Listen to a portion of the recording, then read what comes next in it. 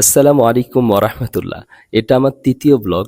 ভিডিওটি স্কিপ না করে সাথেই থাকুন, এনজয় করুন। মাগরিব নামাজ আদায় করেই গেলাম বকুল ভাইয়ের দোকানে। গিয়ে দেখলাম মোটামুটি ভালোই মানুষ আছে। বসার পর নুরে আলম নিজেই ডালপুরি নিয়ে আসলো। তারপর সে নিজেই সবার প্লেটে প্লেটে ডালপুরিগুলো ভাগ করে দিল। সে খাবার পরিবেশন করছে। এটার ইংরেজি হবে হিজ সার্ভিং ফুড। যাই হোক, ডালপুরি স্বাস্থ্যসম্মত খাবার নয়, বাট মুখরোচক খাবার। একটা কথা বলতে ভুলে গিয়েছি, আমার বন্ধু রাসেল রয়েছে এই ভিডিওতে আমার সাথে। রাসেল আবার এসব খাবার খায় না, বাট প্যাচে পড়ে এখন আমাদের সাথে খাচ্ছে। অনেকদিন পরে খাচ্ছি, তাই ভালো লাগছিল। আমিও খেয়ে যাচ্ছি। একটু গরম লাগছিল, তাই ঘাম দিয়েছে। কিন্তু রাসেল তার ডালপুরি খাওয়ার পর পেঁয়াজু এবং আলুর চপ নিয়েছে।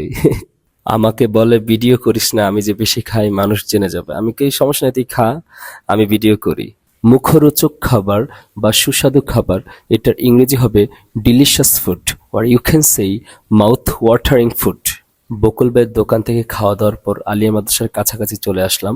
চিন্তা করলাম আইসক্রিম খাওয়া যায়, বাট নুরে আলম হেজিটেশনের মধ্যে আছে। কোন আইসক্রিম খাবে, চকবার নাকি অন্য কোনো আইটেম? তারপর সবার জন্য চকবার আইসক্রিম নিয়ে নিলাম, সবাই একরকম খাবো। কিন্তু রাসেল তো আইসক্রিম দেখে সহ্যই করতে পারলো না। সে আমাদের রেখে নিজে একাই খাওয়া শুরু করলো। রাসেল আইসক্রিম খাচ্ছে, এটার ইংরেজি হবে Russell is eating ice cream. Russell ice cream খাওয়াতে ব্যস্ত, বাট নূরে আলম তো ছোটখাটো একজন পানখোর। বকুল ভাইয়ের দোকানে বসেই বলেছিল, দোস্ত পান খেতে ইচ্ছে করে। পান ইংরেজি হলো বেটল লিফ, সুপারি ইংরেজি হলো বেটল নাট।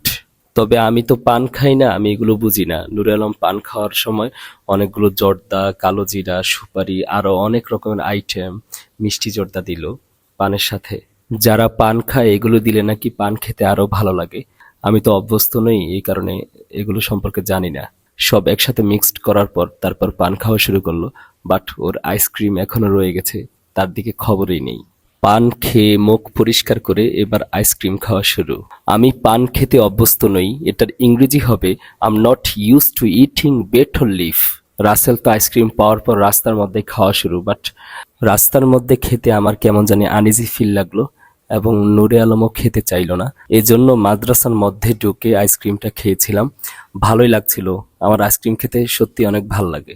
কিন্তু নূরে আলমের খাবার দেখেন। মন্তব্য করে জানাবেন ভিডিওটি কেমন লেগেছে।